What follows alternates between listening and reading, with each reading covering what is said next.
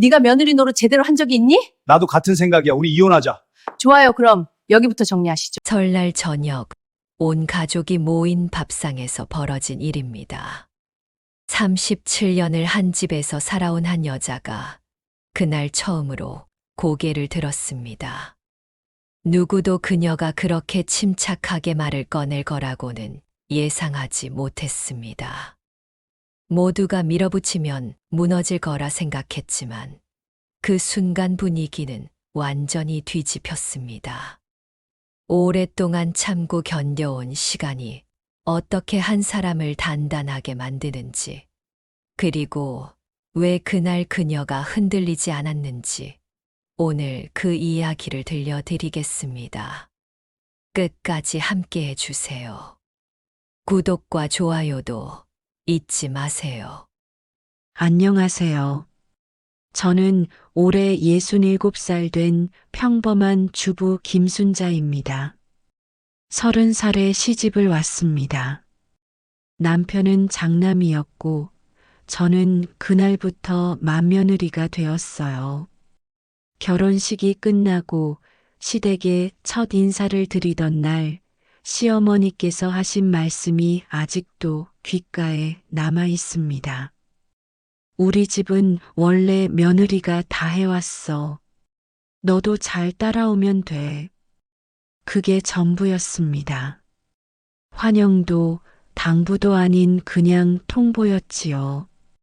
저는 그날 밤 이불 속에서 살며시 울었지만 다음 날 아침엔 누구보다 일찍 일어나 부엌에 섰습니다.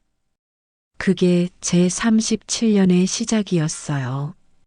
제사는 1년에 6번이었습니다. 설과 추석 차례까지 합치면 8번이고요.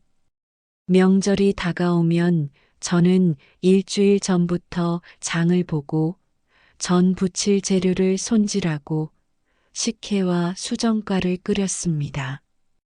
시누이는 명절 당일 잠깐 들렀다가 음식만 싸들고 갔어요.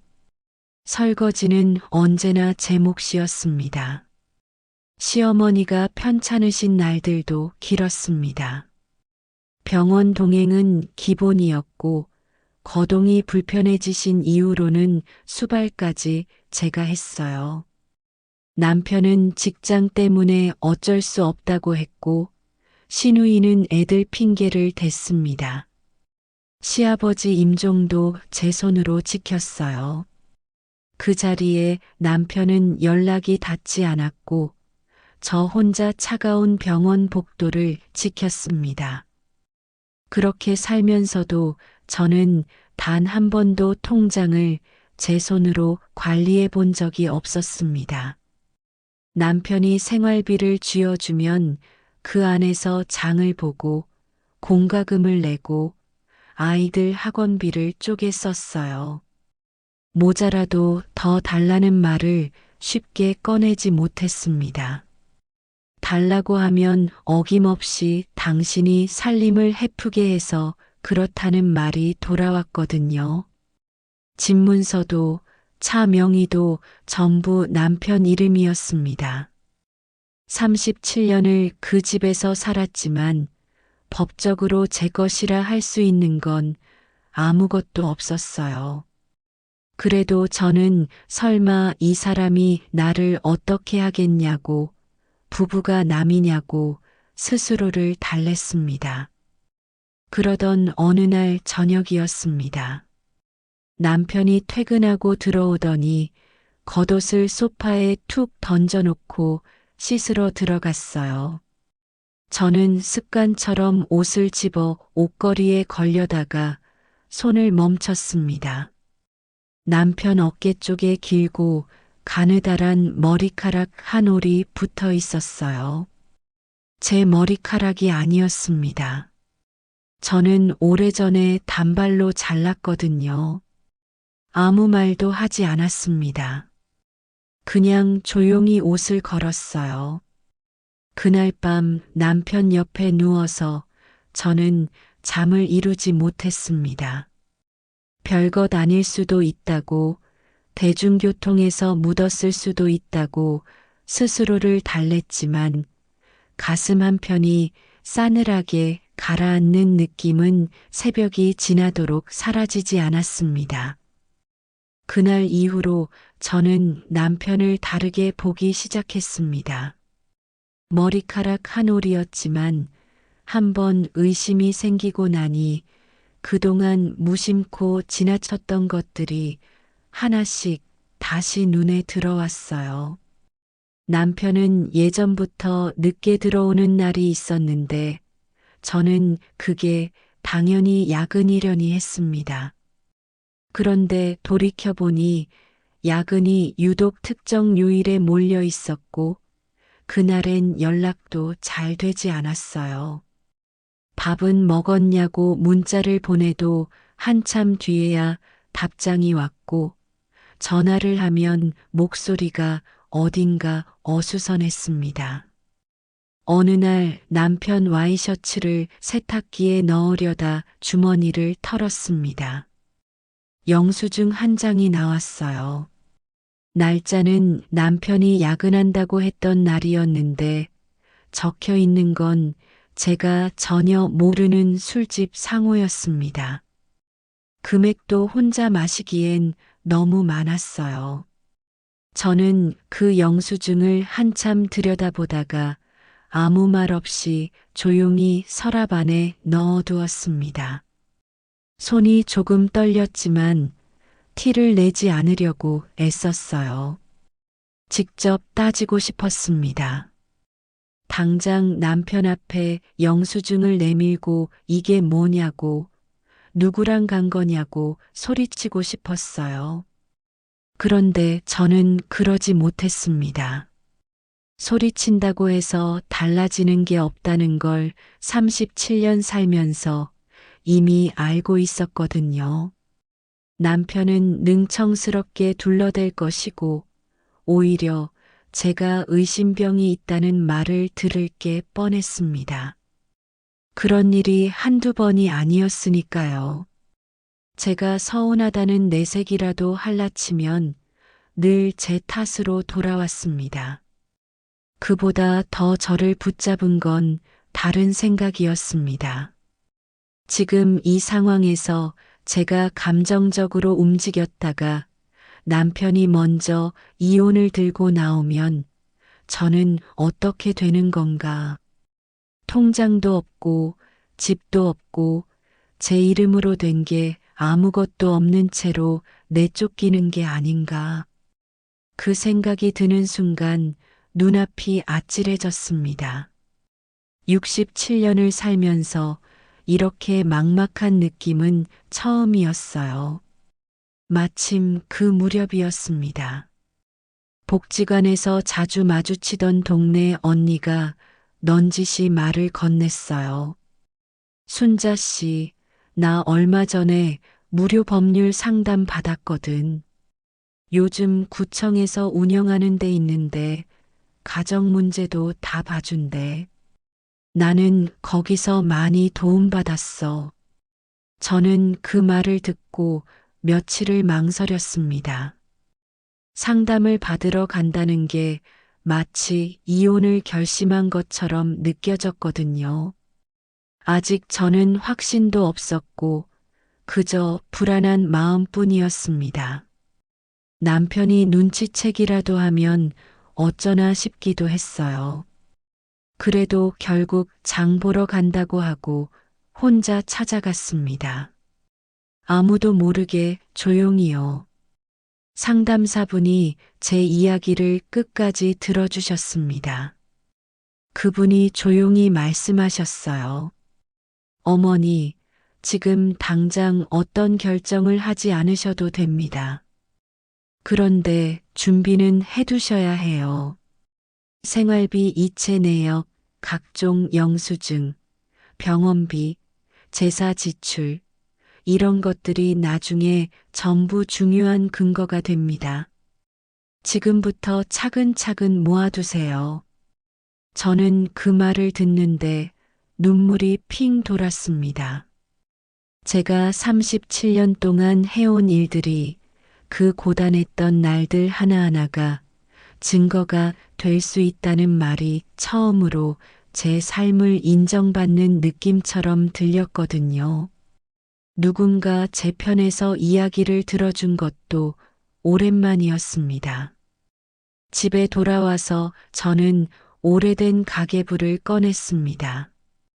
영수증 봉투도 열었어요. 생활비 이체 문자, 병원비 고지서, 명절마다 장본 영수증들을 날짜 순으로 묻기 시작했습니다. 시댁에서 요구해서 제가 부담한 비용들도 따로 분류했어요. 글씨가 작아 돋보기를 쓰면서도 손을 멈추지 않았습니다. 남편이 들어오기 전에 서랍 깊숙이 넣어두고 아무렇지 않은 척 저녁상을 차렸어요. 그날부터 저는 달라졌습니다. 겉으로는 여전히 평범한 주부였지만 속으로는 조용히 제 자리를 찾기 위한 준비를 시작하고 있었습니다. 두렵지 않았다면 거짓말이겠지만 움직이기 시작하자 오히려 가슴이 조금씩 단단해지는 느낌이 들었어요. 하루하루가 조심스러웠습니다. 남편이 출근하고 나면 저는 부엌을 정리하고 잠깐 앉아 숨을 고른 뒤 서랍을 열었어요. 가계부와 영수증 봉투, 병원비 고지서들을 날짜 순으로 묻고 시댁에서 요구해서 제가 부담한 비용들을 따로 분류했습니다. 적다 보니 시댁에 들어간 돈이 생각보다 훨씬 많았어요. 명절 제사 비용, 시어머니 병원비, 문병 때마다 챙긴 과일이며 영양제가, 시아버지 장례 때 제가 조용히 부담한 금액까지 더하니 억울한 마음과 허탈한 마음이 동시에 밀려왔습니다. 누군가 당연하게 여기는 동안 저는 그 당연함을 채우느라 37년을 보낸 거였어요. 집안일을 1시간도 달력에 적기 시작했습니다. 상담사분이 생활 기여도를 수치로 남겨두라고 하셨거든요. 제사 준비 며칠, 시어머니 병원 동행 몇 회, 장 본 날, 청소한 날, 아이들 학교 행사 챙긴 날까지 하루도 빠짐없이 메모했어요. 글로 써놓고 나니 제가 그동안 얼마나 많은 것들을 해왔는지 새삼 눈에 보였습니다. 별것 아닌 것 같아도 쌓이면 무게가 생긴다는 걸 적으면서 조금씩 느꼈어요. 그러던 어느 날이었습니다. 안방 청소를 하다가 남편 서랍이 제대로 닫히지 않은 걸 발견했어요. 평소라면 그냥 밀어 닫고 말았을 텐데 그날은 손이 멈췄습니다. 심장이 두근거리는 걸 느끼면서 조심스럽게 서랍을 열어봤어요. 보험 증권 몇 장과 대출 안내문, 그리고 은행 문자 내역을 출력한 종이가 보였습니다. 떨리는 손으로 하나씩 천천히 펼쳐봤어요. 제 명의로 된 보험이 있다는 것도 그때서야 제대로 알았고, 대출 안내문에는 제가 전혀 몰랐던 금액이 적혀 있었습니다. 은행 출력 내역을 보니 최근 몇 달 사이 목돈이 빠져나간 흔적도 있었어요. 어디로 간 돈인지는 알 수 없었지만 심상치 않다는 느낌이 온몸으로 왔습니다. 저는 그 자리에서 눈에 띄는 서류를 전부 휴대폰으로 사진을 찍었어요. 손이 떨려 초점이 맞지 않은 것도 있었지만 찍을 수 있는 건 다 찍었습니다. 서류 순서도 흐트러지지 않게 원래대로 맞춰두고 서랍을 조용히 닫았어요. 그날 오후 내내 가슴이 두근거렸지만 저녁상을 차릴 때는 아무렇지 않은 얼굴을 했습니다. 그날 저녁 남편이 들어오더니 소파에 앉으며 툭 던졌어요. 오늘 안방 청소했어? 저는 부엌에서 태연하게 대답했습니다. 네, 했어요. 먼지가 좀 쌓여서요. 그래. 그게 전부였어요. 남편은 리모컨을 들고 텔레비전을 켰고 저는 아무렇지 않게 국을 저었습니다. 속으로는 심장이 쿵쿵 뛰고 있었지만 절대 티를 내지 않으려고 애썼어요. 그 순간이 지나고 나서야 부엌 벽에 등을 기대고 살짝 눈을 감았습니다. 후 하고 숨을 내쉬었어요. 며칠 뒤에는 신우이한테서 전화가 왔습니다. 언니, 이번 설 준비는 언니가 다 해줘야 할 것 같아. 나는 애들 데리고 당일날 갈게.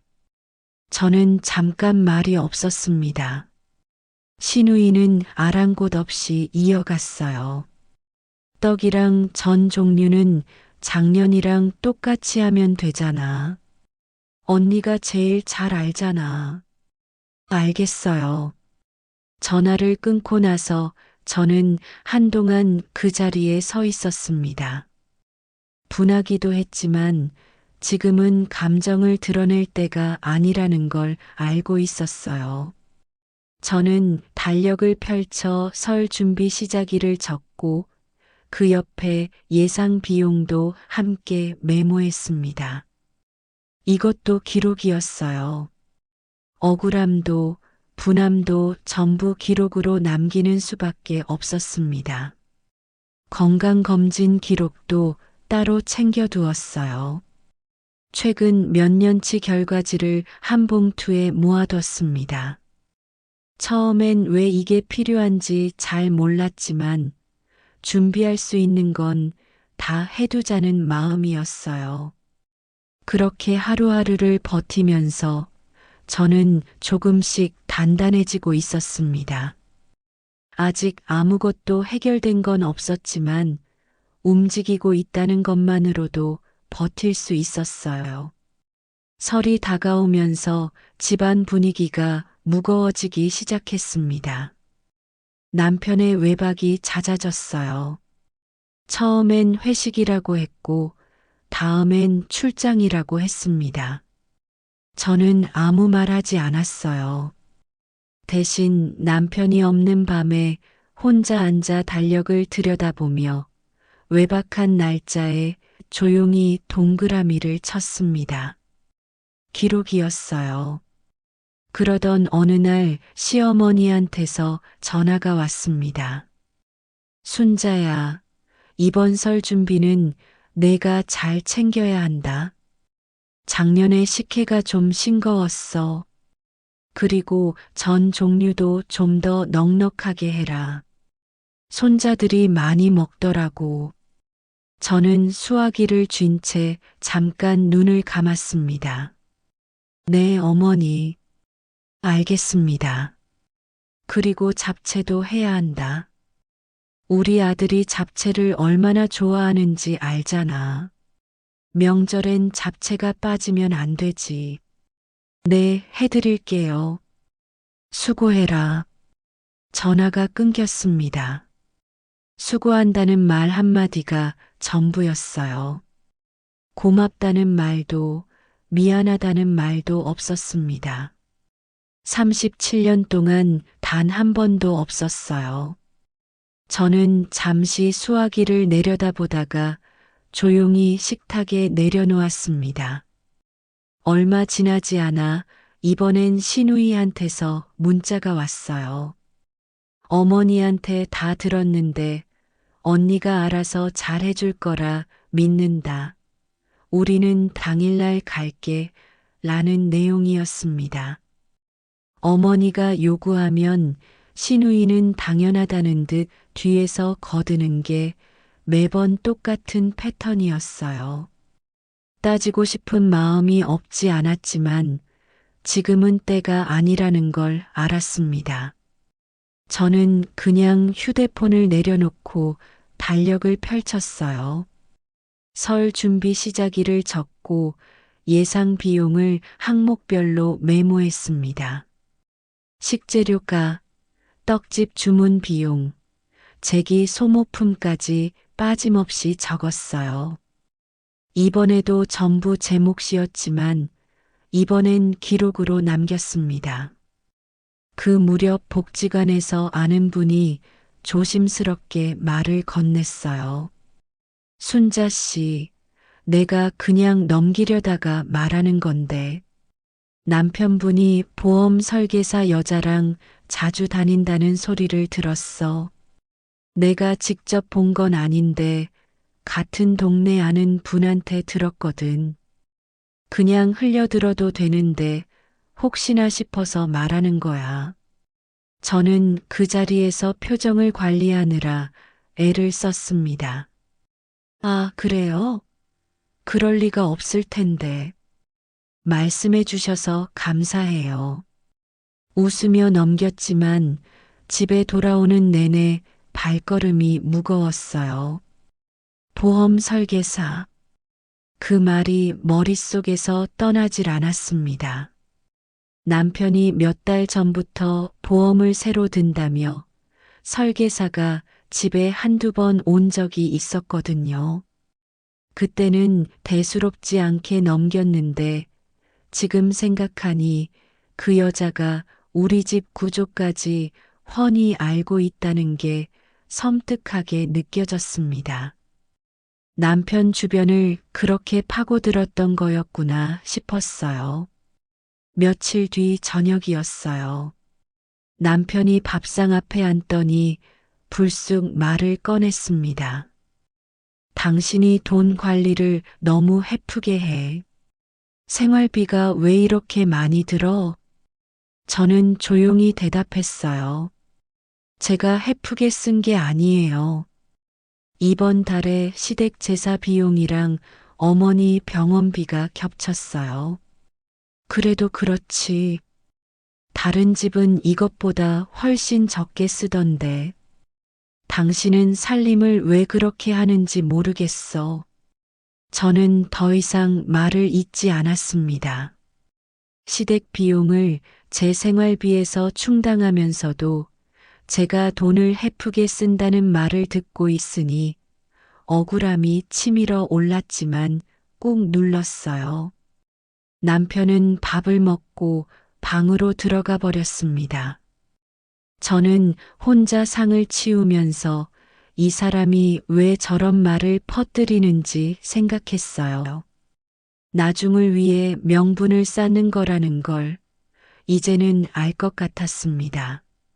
그날 밤 저는 오래 잠들지 못했어요.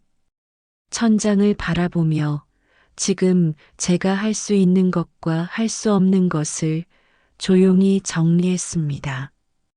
아직 때가 되지 않았어요. 하지만 그때가 생각보다 멀지 않을 수도 있다는 걸 어렴풋이 느끼고 있었습니다. 설날 아침이 밝았습니다. 저는 새벽 5시에 일어나 부엌에 섰어요. 전 부치는 기름 냄새가 집안에 가득 찼고 식혜는 전날 밤부터 끓여두었습니다.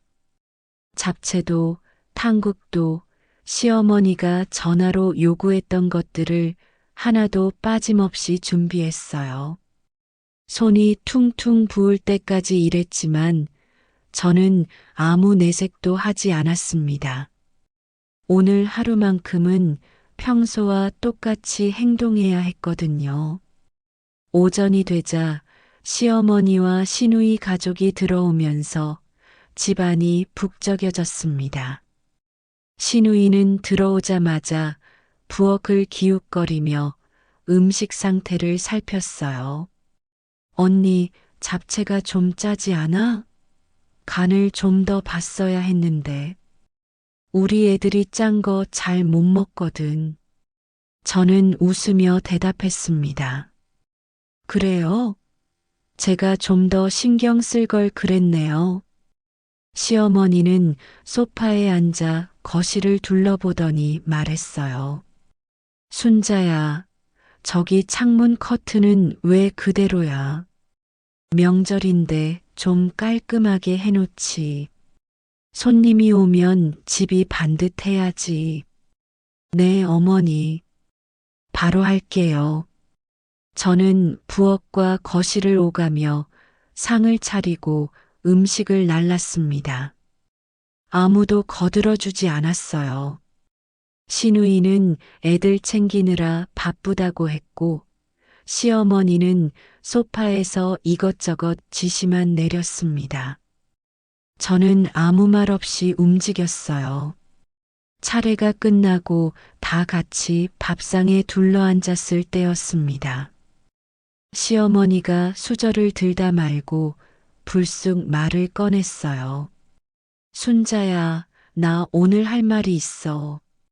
내가 이 집에 온 지 37년이 됐는데 솔직히 말해서 내가 며느리 노릇을 제대로 했다고 보기 어렵다. 살림도 헤프고 애들 교육도 그렇고 이 집 재산이 어떻게 된 건지 내가 알기나 해? 저는 숟가락을 내려놓았습니다. 가슴이 쿵 내려앉았지만 표정을 유지했어요. 시누이가 바로 거들었습니다. 맞아, 언니. 솔직히 언니가 이 집에서 뭘 했어? 밥하고 청소한 거야 당연한 거지. 그게 무슨 기여야.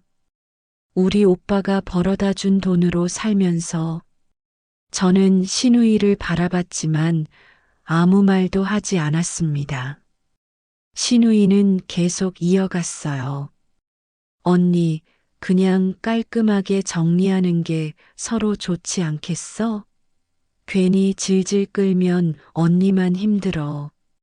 그때 남편이 헛기침을 하더니 천천히 입을 열었습니다. 나도 같은 생각이야. 순자, 우리 이혼하자. 더 이상 같이 살기가 힘들어. 집이나 재산 문제는 내가 알아서 할 테니까 집만 챙겨서 나가줘. 방안이 조용해졌습니다. 시어머니도 시누이도 남편 말이 끝나자 저를 바라봤어요. 셋이 한편이 되어 저를 몰아붙이는 상황이었습니다. 예전에 저였다면 그 자리에서 울음을 터뜨리거나 어쩔 줄 몰라 했을 거예요. 하지만 저는 잠깐 눈을 감았다가 천천히 떴습니다. 그리고 조용히 자리에서 일어나 안방으로 들어갔어요. 미리 챙겨둔 서류 봉투를 들고 나와 밥상 위에 내려놓았습니다.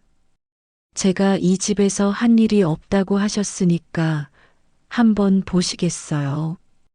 봉투 안에서 꺼낸 건 수십 장의 서류였습니다. 37년치 생활비 이체 내역, 시댁 제사 비용 영수증, 시어머니 병원비 지출 내역, 명절마다 장본 영수증들이 날짜별로 묶여 있었어요.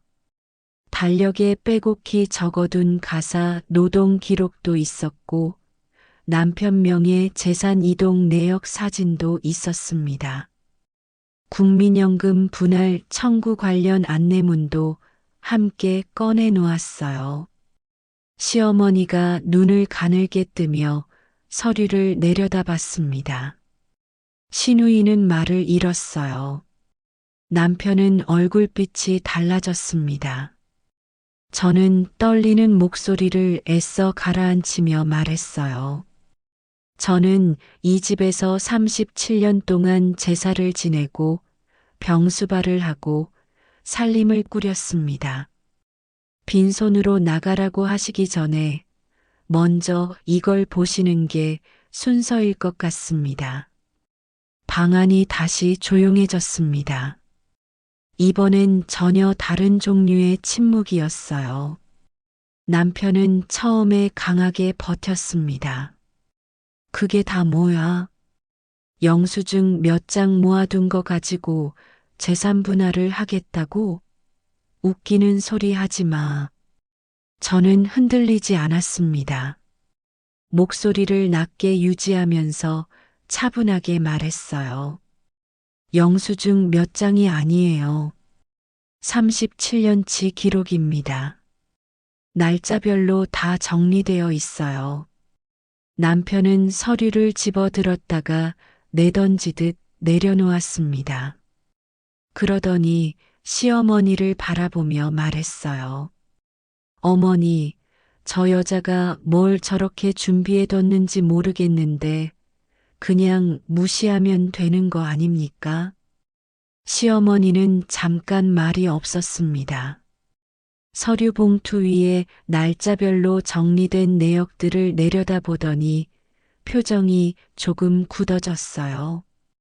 오래 사신 분이라 저 서류가 가벼운 게 아니라는 걸 눈치채신 것 같았습니다. 신우이가 끼어들었어요. 언니, 이거 어디서 이런 걸 배웠어? 이런 거 준비하라고 누가 부추긴 거야? 저는 신우이를 바라보며 조용히 말했습니다. 아무도 부추기지 않았어요. 제가 스스로 한 거예요. 그때 남편 쪽에서 예상치 못한 말이 나왔습니다. 남편은 목소리를 낮추더니 말했어요. 이거 다 가져봤자 소용없어. 집은 내 명이고 재산도 내 명이야. 당신 이름으로 된 게 뭐가 있어. 저는 그 말을 기다리고 있었습니다. 국민연금 분할 청구라고 아세요? 남편의 표정이 굳었어요. 저는 서류 봉투에서 종이 한 장을 더 꺼냈습니다. 혼인 기간 중 납부한 국민연금은 이혼 시 분할 청구가 가능합니다. 37년치 연금이에요. 그리고 재산 분할은 명의가 누구냐가 아니라 혼인 기간 중 함께 형성한 재산인지가 기준이에요. 제가 살림을 하는 동안 남편이 경제 활동을 할 수 있었던 거니까요. 남편은 입을 다물었습니다. 시어머니도 시누이도 말이 없었어요. 잠시 침묵이 흘렀습니다. 그때 제가 봉투에서 마지막 서류를 꺼냈어요. 남편 명의 재산 이동 내역 사진이었습니다. 최근 몇 달 사이 목돈이 빠져나간 흔적, 그리고 대출 안내문 사진이었어요. 이게 뭔지 설명해 주실 수 있어요? 제가 모르는 대출이 있더라고요. 그리고 최근에 목돈이 빠져나간 것도요. 혼인 기간 중 발생한 채무는 재산 분할에서 같이 정리가 돼요. 그 돈이 어디로 갔는지에 따라 상황이 달라질 수 있다고 하더라고요. 남편 얼굴이 하얗게 질렸습니다. 시어머니가 남편을 바라봤어요. 야, 저게 무슨 말이야? 돈을 어디다 썼어? 남편은 대답을 못했습니다. 시누이가 오빠를 보더니 눈치를 살폈어요. 아까까지만 해도 한편이었던 세 사람이 갑자기 서로를 바라보기 시작했습니다. 시어머니가 목소리를 낮추며 말했어요.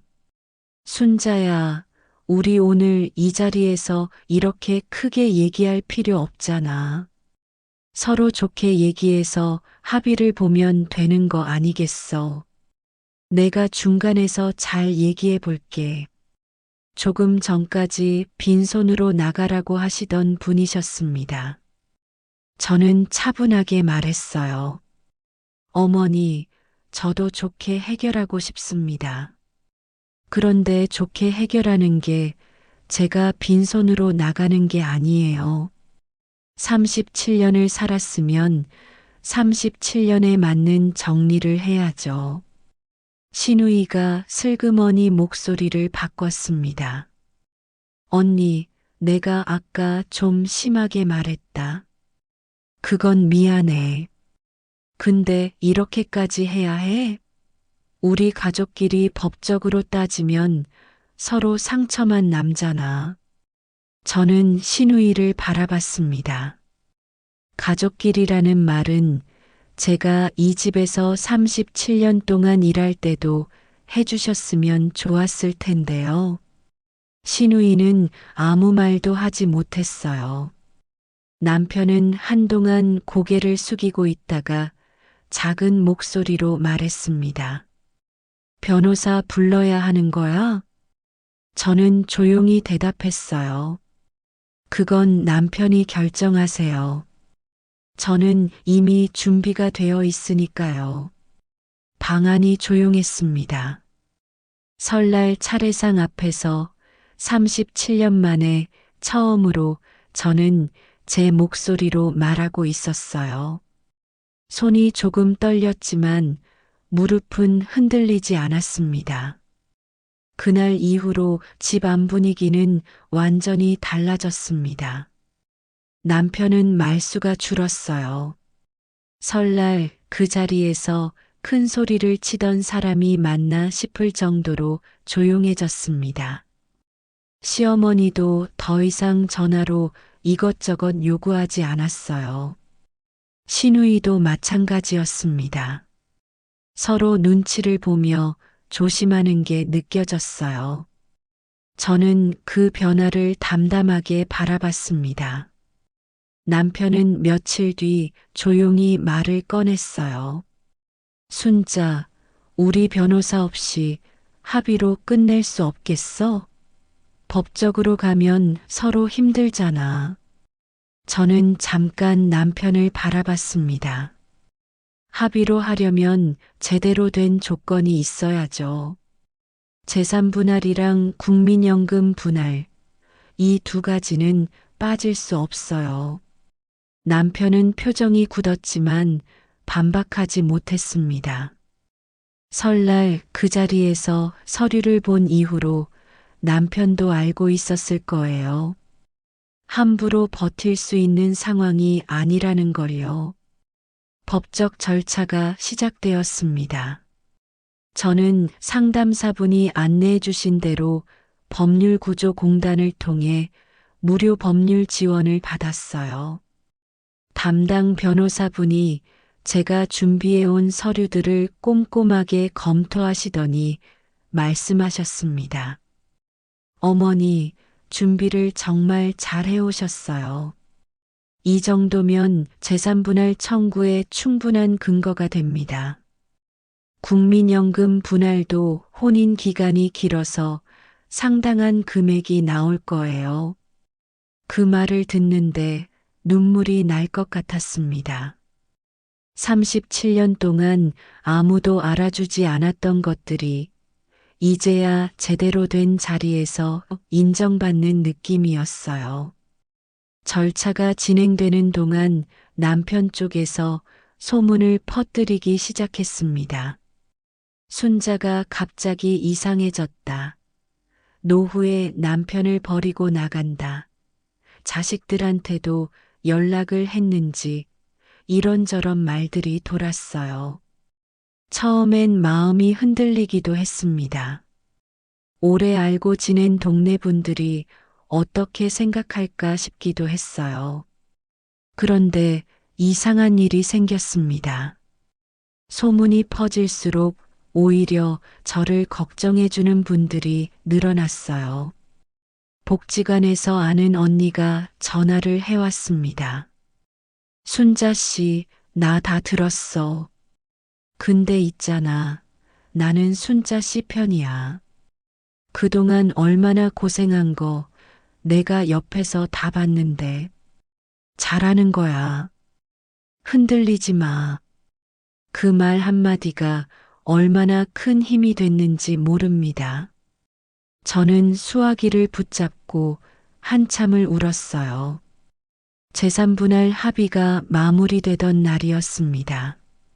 남편은 끝까지 버텨보려 했지만 준비된 서류 앞에서 더 이상 버틸 수 없었어요. 집을 처분해서 분할하는 것으로 합의가 되었고 국민연금 분할 청구도 공식적으로 접수가 되었습니다. 도장을 찍는 남편의 손이 떨렸어요. 저는 그 모습을 보면서 아무런 감정도 느끼지 않으려고 했습니다. 분노도 연민도 지금은 필요 없었어요. 절차가 마무리되고 며칠 뒤 저는 처음으로 제 이름으로 된 통장을 만들었습니다. 은행 창구에서 통장을 받아드는데 손이 떨렸어요. 67살에 처음 만드는 제 통장이었습니다. 창구 직원분이 환하게 웃으며 말했어요. 고객님, 앞으로 잘 사용하세요. 저는 고개를 끄덕이면서 눈물이 나오려는 걸 꾹 참았습니다. 공공임대주택 입주도 확정이 되었어요. 넓지 않은 공간이었지만 저는 크게 욕심내지 않았습니다. 오래된 집에서 제 것이라 할 수 없는 공간에 살던 것보다 작아도 제 이름으로 된 공간이 훨씬 나았어요. 이삿날이 왔습니다. 저는 짐을 많이 챙기지 않았어요.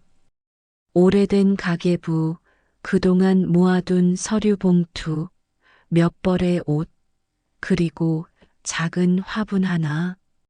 37년을 살았던 집에서 나오는데 트럭 한 대도 필요하지 않았습니다. 마지막으로 현관문을 닫으면서 저는 잠깐 뒤를 돌아봤습니다. 긴 세월이 담긴 공간이었지만 미련은 없었어요. 오히려 이상하리만치 마음이 가벼웠습니다. 새 집에 들어온 첫날 밤이었어요. 작은 방에 이불을 깔고 누웠는데 오랜만에 잠이 깊이 들었습니다. 남편 눈치를 볼 필요도, 시어머니 전화가 올까 긴장할 필요도 없었어요. 그냥 조용히 제 이불 속에서 제 숨을 쉬었습니다. 창밖으로 새벽 공기가 들어왔어요. 참 오랜만에 느껴보는 고요함이었습니다. 새 집에서의 첫 아침은 낯설었습니다. 눈을 떴을 때 옆에 아무도 없었어요. 37년 동안 누군가의 기척을 느끼며 일어나던 습관이 몸에 배어 있었는데 그날은 그냥 조용했습니다. 처음엔 그 고요함이 어색했어요. 그런데 이상하게도 무섭지 않았습니다. 오히려 오랫동안 짊어지고 있던 무거운 짐을 내려놓은 것 같은 느낌이었어요. 저는 천천히 일어나 부엌으로 갔습니다. 작은 냄비에 물을 올리고 미역국을 끓였어요. 누구를 위한 것도 아닌 그냥 제가 먹고 싶어서요. 오래전부터 미역국을 좋아했는데 남편이 미역국은 생일에나 먹는 거라며 달갑잖게 여겼거든요. 그날 아침 저는 혼자 앉아 뜨끈한 미역국 한 그릇을 다 비웠습니다. 별것 아닌 것 같지만 그게 참 좋았어요. 새집 살림을 꾸리기 시작했습니다. 필요한 것만, 꼭 필요한 것만 샀어요. 오래된 집에서는 남편 눈치를 보며 생활비를 쪼개 썼는데 이제는 제가 직접 계획을 세우고 결정했습니다. 마트에서 장을 볼 때도 예전처럼 손이 떨리지 않았어요. 이만큼 쓰면 되겠다. 이건 다음에 사도 되겠다. 스스로 판단하는 게 이렇게 편한 줄 몰랐습니다. 그 무렵 복지관 게시판에서 실버 카페 직원 모집 공고를 봤습니다. 또래 어르신들이 많이 찾는 카페였는데 주문을 받고 음료를 내어드리는 일이었어요. 저는 잠깐 망설였습니다. 이 나이에 취업이 될까 싶기도 했고, 몸이 버텨줄지도 걱정이 됐어요. 하지만 생각해보니 평생 누군가를 위해 밥을 짓고 차를 내왔는데 그게 일이 된다고 못할 이유가 없었습니다. 면접을 보러 갔습니다. 사장님이 나이를 보더니 잠깐 고민하시는 눈치였어요. 저는 먼저 말씀드렸습니다. 제가 나이가 있지만 성실하게 일할 수 있어요. 한 번만 기회를 주시면 열심히 하겠습니다. 사장님이 웃으며 말씀하셨어요. 어머니, 여기 오시는 손님들이 대부분 또래세요. 오히려 잘 맞으실 것 같은데요. 내일부터 나오실 수 있어요? 저는 고개를 끄덕였습니다. 집에 돌아오는 길에 발걸음이 가벼웠어요. 첫 출근 날은 긴장이 됐습니다. 앞치마를 두르고 카운터 앞에 서는데 손이 살짝 떨렸어요. 그런데 첫 손님이 들어오시더니 자리에 앉으시면서 말씀하셨습니다. 아이고, 여기 새로 오셨어요? 반갑네요. 저는 웃으며 대답했어요. 네, 오늘 처음이에요. 잘 부탁드려요. 아이고, 뭐려. 우리 자주 올 텐데 우리가 잘 부탁드려야지. 그 한마디가 긴장을 다 풀어줬습니다. 그날 하루 손님들과 이런저런 이야기를 나누다 보니 어느새 퇴근 시간이 됐어요. 일이 몸에 익어가면서 하루하루가 규칙적으로 채워졌습니다. 아침에 일어나 미역국이나 된장찌개를 끓여 먹고 출근해서 손님들을 맞이하고 퇴근해서 작은 방에 들어오면 그날 하루가 마무리됐어요. 단순한 일상이었지만 이상하게도 이게 참 좋았습니다. 손님들 중에는 저처럼 혼자 사시는 분들이 많았어요. 사연도 다양했습니다. 남편을 먼저 보내신 분, 자식들과 사이가 멀어진 분, 건강 때문에 홀로 지내시는 분. 저는 그분들의 이야기를 들으면서 고개를 끄덕였어요. 말하지 않아도 알 것 같은 감정들이 있었거든요. 그분들도 저를 편하게 대해주셨습니다. 첫 월급날이 됐습니다. 퇴근하고 집에 와서 통장을 확인했어요. 많지 않은 금액이었지만 제 이름으로 된 통장에 제가 일해서 번 돈이 들어와 있었습니다. 저는 한동안 그 숫자를 바라봤어요. 눈물이 날 것 같았지만 이번엔 슬퍼서가 아니었습니다. 그 무렵 남편한테서 연락이 왔어요. 전화를 받으니 목소리가 힘없었습니다.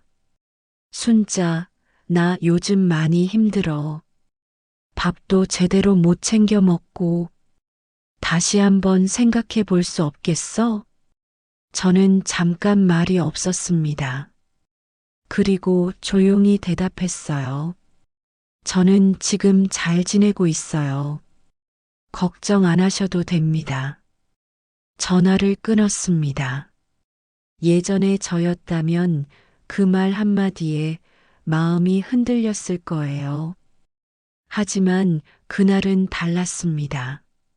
전화를 끊고 나서 냄비에 물을 올리고 저녁 준비를 시작했어요. 아무렇지 않았습니다. 저는 지금 67살입니다. 늦었다고 생각할 수도 있어요. 하지만 저는 이제야 제 이름으로 사는 법을 배우고 있습니다. 작은 방에서 스스로 식단을 챙기고 필요한 것만 사고 제가 번 돈으로 제 삶을 꾸려가는 것. 누군가에게는 별것 아닌 일상이겠지만 저한테는 37년 만에 찾은 것들입니다. 오늘 아침에도 미역국을 끓였어요. 창밖으로 햇살이 들어오는 작은 부엌에서 저는 혼자 앉아 천천히 밥을 먹었습니다.